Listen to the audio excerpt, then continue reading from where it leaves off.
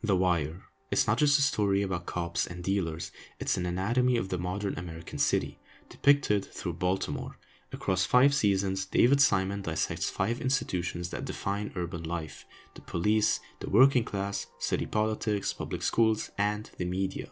Each season builds on the last, showing that every institution, no matter how different, is bound by the same diseases: bureaucratic ignorance, political self-interest, and moral decay.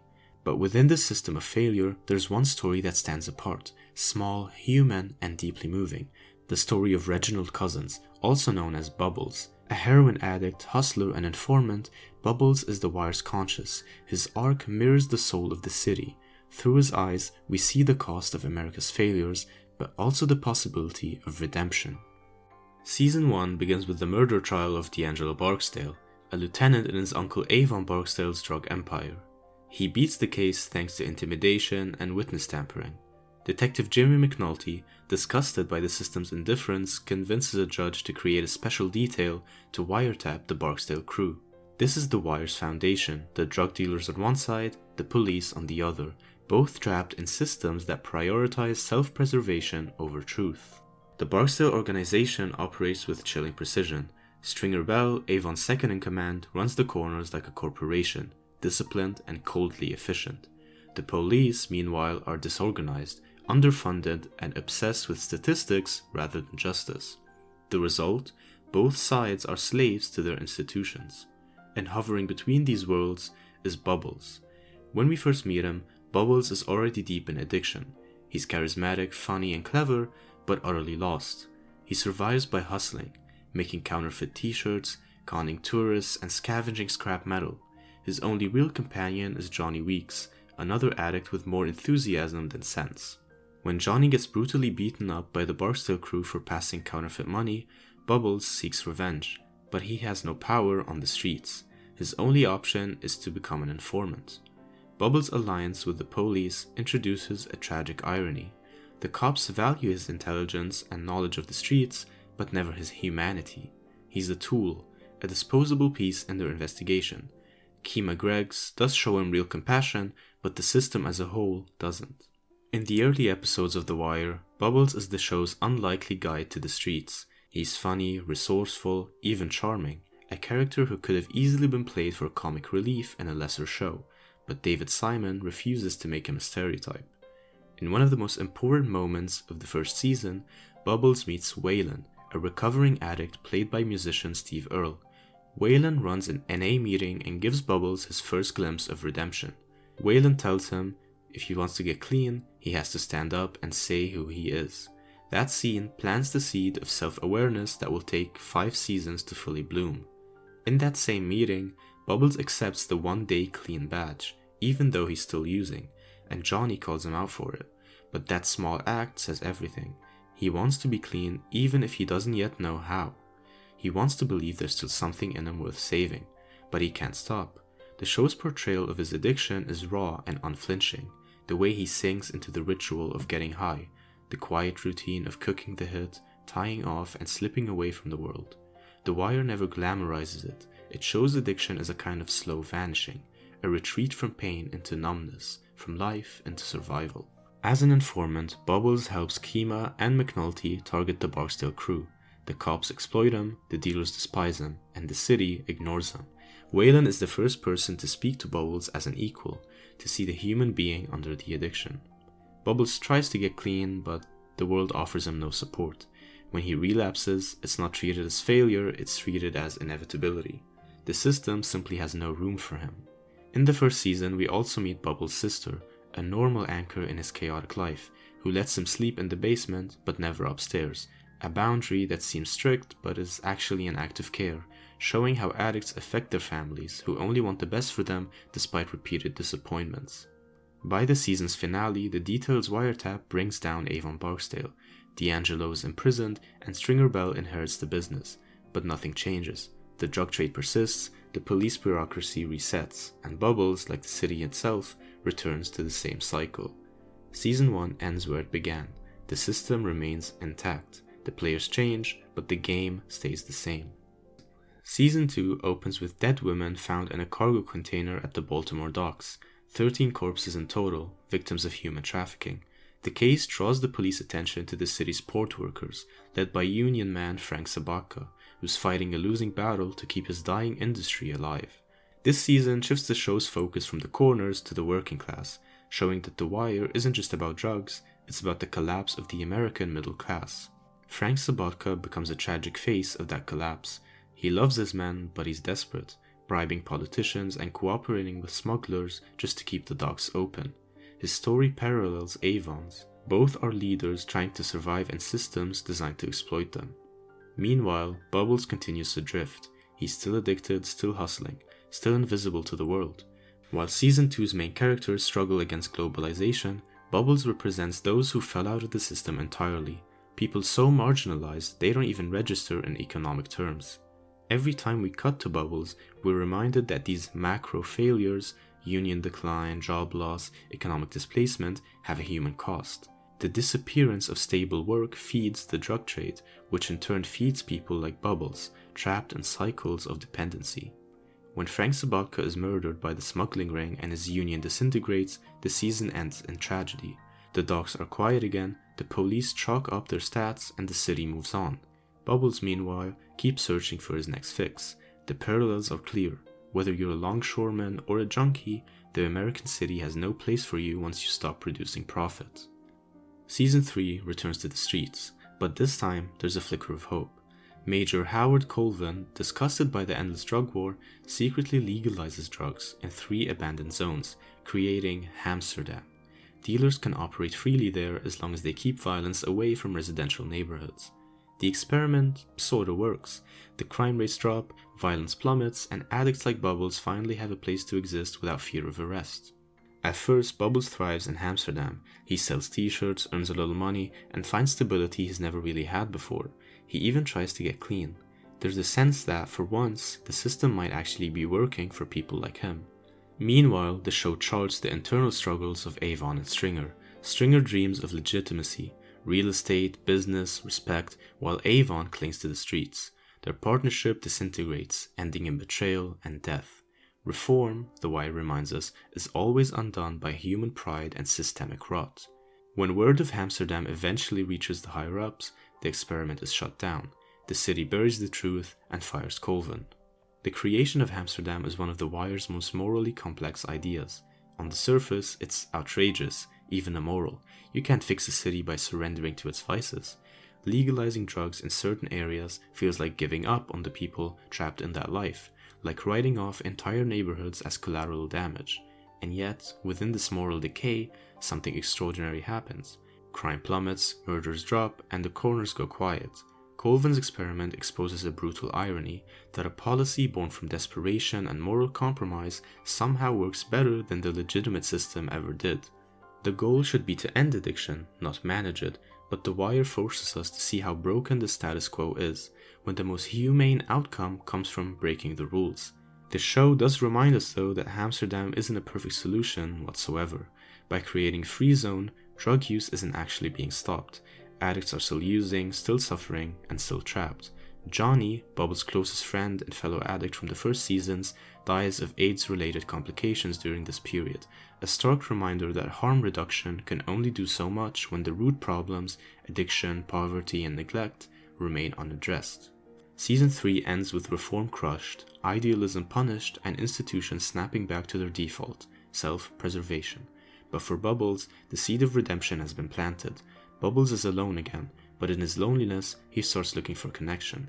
That's when Sherrod enters his life. Season 4 is The Wire's most heartbreaking chapter, an unflinching look at the public school system and the fate of Baltimore's youth. The season follows 4 boys, Dookie, Randy, Michael, and Namond, whose paths will determine whether they end up as soldiers, hustlers, or ghosts. It's a study of social reproduction, how poverty creates crime, and how schools, like every other institution, exist not to save the children but to manage them. In this context, Bubbles' story becomes devastatingly intertwined with the show's themes of mentorship and failure. Sherrod is a quiet, soft-spoken teenager from Bubbles' neighborhood. He's street-smart but naive, curious but directionless. His family situation is grim. His parents are absent, and he's already slipping through the cracks of Baltimore's school system. When Bubbles takes him in, it's not just out of pity, It's out of love. For the first time, he sees a chance to do something right. A surrogate father-son relationship forms between them, one built on mutual dependence and fragile hope. Bubbles feeds him, gives him a place to sleep, and tries to keep him out of trouble. He even encourages Sherrod to go back to school, an act that feels heroic in its smallness. In a city where institutions fail everyone, Bubbles tries to build his own miniature version of redemption. Sherrod goes to school, but he's too far behind to keep up. The teachers, already overwhelmed, don't know what to do with him. In one heartbreaking scene, he's surrounded by kids much younger than him, a visual metaphor for how far behind he's fallen, how completely the system has abandoned him. Ashamed, Sherrod stops going. He doesn't tell Bubbles, he just disappears for a while and starts selling drugs. When he eventually returns, he's thinner, hungrier, and more broken. Bubbles, though, welcomes him back without hesitation, because forgiveness, not judgment, is all Bubbles has left to offer. While trying to sell goods in the neighborhood, Bubbles becomes a repeated victim of a violent young man, an addict himself who robs and beats Bubbles mercilessly.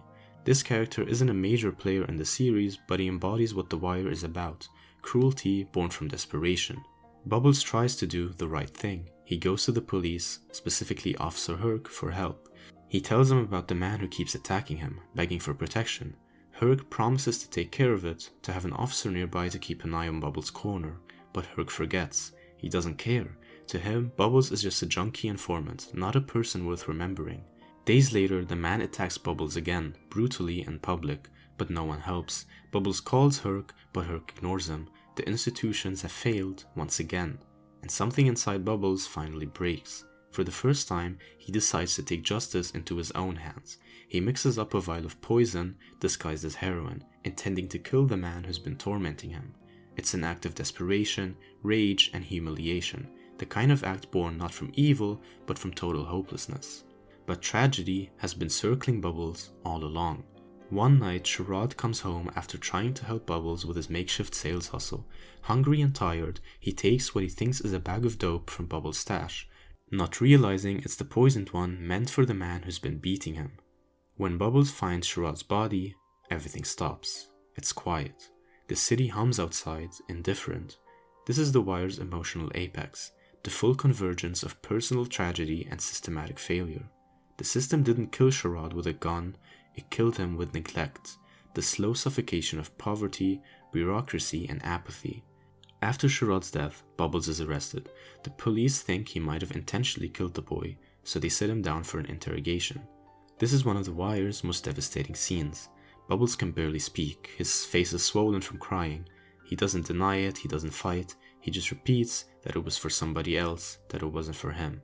The detective realizes quickly that Bubbles isn't a murderer, he's a broken man who's lost everything. After Sherrod's death, Bubbles spirals completely. In the interrogation room, overcome by guilt, he attempts to hang himself.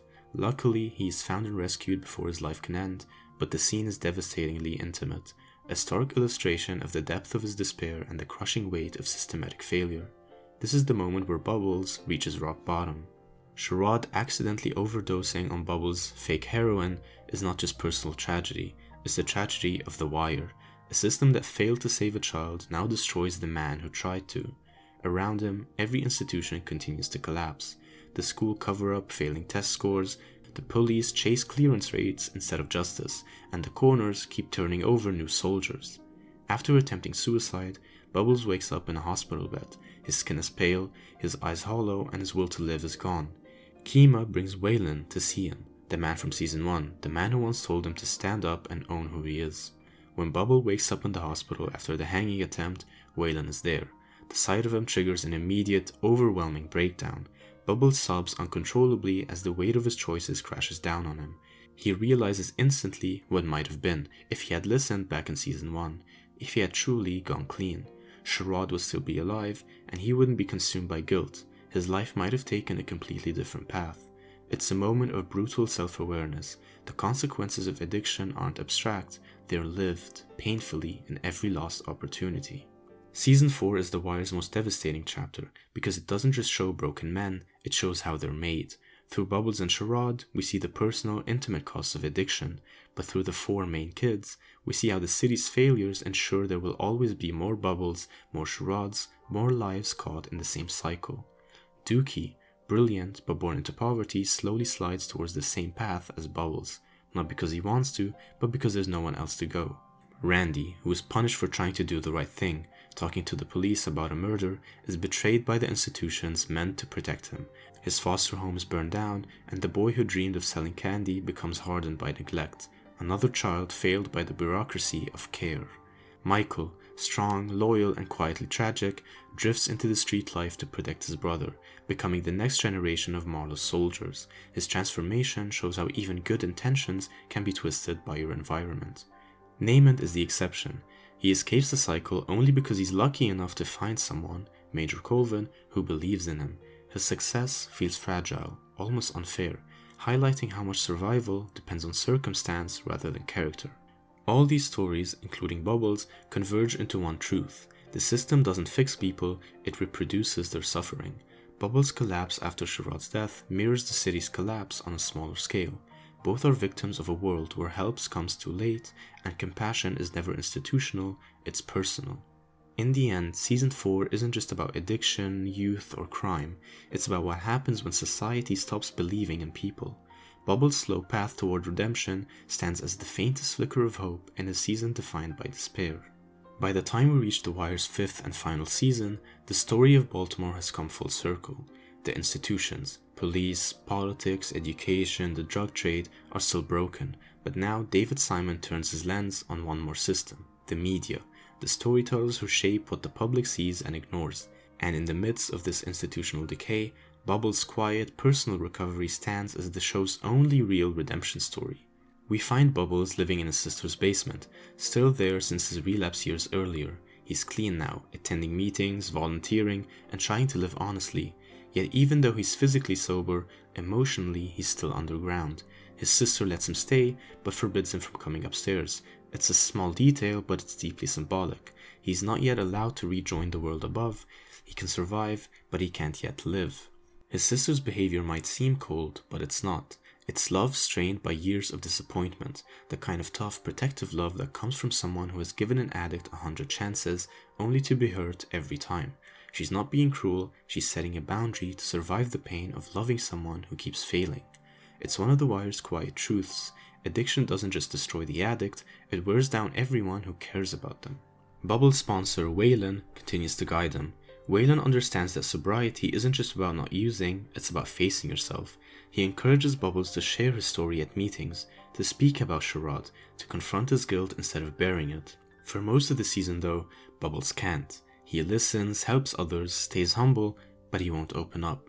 The memory of Sherrod's death still lives inside him like an open wound. Meanwhile, the show's main narrative follows McNulty's fraudulent serial killer plot, the police department's chaos, and the newsroom's moral compromises. Each storyline is a different kind of addiction, power, recognition, and control, and each reveals how deeply broken the city's institutions have become. Everyone's chasing something destructive, and amid that chaos, Bubbles' quiet attempt to rebuild himself becomes the show's most honest act of resistance. Eventually, under Waylon's guidance, Bubbles finally speaks. He stands in front of the NA group and tells the truth, the whole truth, about Sherrod, about the poison, about the guilt that's been eating him alive. It's not a triumphant speech, it's hesitant, trembling, halting, but it's real. Its confession is catharsis, and when he finishes, the room is silent, not out of judgment, but respect. That moment marks a turning point. For the first time, Bubbles stops hiding from his pain. He learns that forgiveness doesn't mean forgetting, it means accepting what you've done and deciding to live anyway. That realization is The Wire's closest thing to salvation. By the final episode, Bubbles' sister invites him upstairs to share dinner. It's a small act, but symbolically it carries the weight of the entire series. For 4 seasons, we've seen him sleeping in the basement, literally beneath the home, beneath the world, beneath life. Now, he climbs the stairs and sits at the table, sunlight pouring through the window. There's no music, no speech, no dramatic flourish, just quiet acceptance. This moment, Bubbles eating upstairs, is the closest The Wire ever comes to a happy ending. But it's an earned happiness. It doesn't come from the world changing, it comes from one man refusing to let his suffering define him. The police are still corrupt, the politicians still cynical, the corners still violent, and the papers still dishonest. The city doesn't heal, but Bubbles does. And in that contrast lies the show's final truth. Institutions may be too big, too self-serving, and too trapped in their own cycles to ever change, but individuals, flawed, broken, and human, can still find grace. Bubbles' survival doesn't fix Baltimore, but it shows that compassion and honesty still have meaning, even when everything else has failed. As the final montage plays, the next generation of dealers, cops, and hustlers are taking their places. We see Dookie using drugs in the same kind of alley where Bubbles once did. The cycle continues, but we also see Bubbles at that dinner table, alive, clean, and forgiven. The world repeats itself, but within that repetition, there's still room for redemption, one person at a time. In the end, The Wire isn't just a show about cops and criminals, it's about people, trapped inside systems too large to escape, yet still searching for meaning, dignity, and love. And no one embodies that better than Bubbles. He begins as a hustler, a junkie, a source of comic relief, and ends as the only true redeemed soul in the story. Through him, we see everything that makes The Wire more than just television. Bubbles is the heart of the show, its conscience and its mirror. Every character, from McNulty to Stringer to Marlowe, is caught chasing something that destroys them, but Bubbles' journey is different. His victory isn't in power or money or revenge, it's in honesty. He doesn't conquer the system, he simply learns to live with it, and to live with himself. That small act of grace makes him the purest symbol of hope in a world that's forgotten how to care.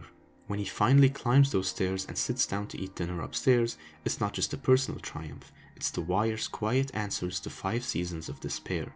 It tells us that even when every institution fails, the individual can still rise. That's what makes The Wire one of the greatest shows ever written. Its writing isn't just brilliant, it's human. Every character, no matter how small, carries a piece of the city's soul. Its realism isn't just about showing how the world works, it's about showing why it hurts, and how people keep going anyway. And that's why, after all the betrayals, murders, statistics, what lingers most isn't the corruption or the violence, it's Bubbles. His pain, his kindness, his redemption. He is the soul of The Wire. Fragile, flawed, but still fighting to be good in a world that makes goodness almost impossible.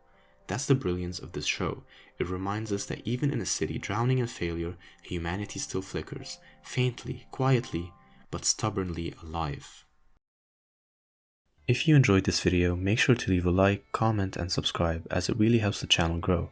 I've got plenty more deep dives and video essays coming soon, so stick around if you love stories that go beyond the surface. Thank you for watching, and I'll see you next time.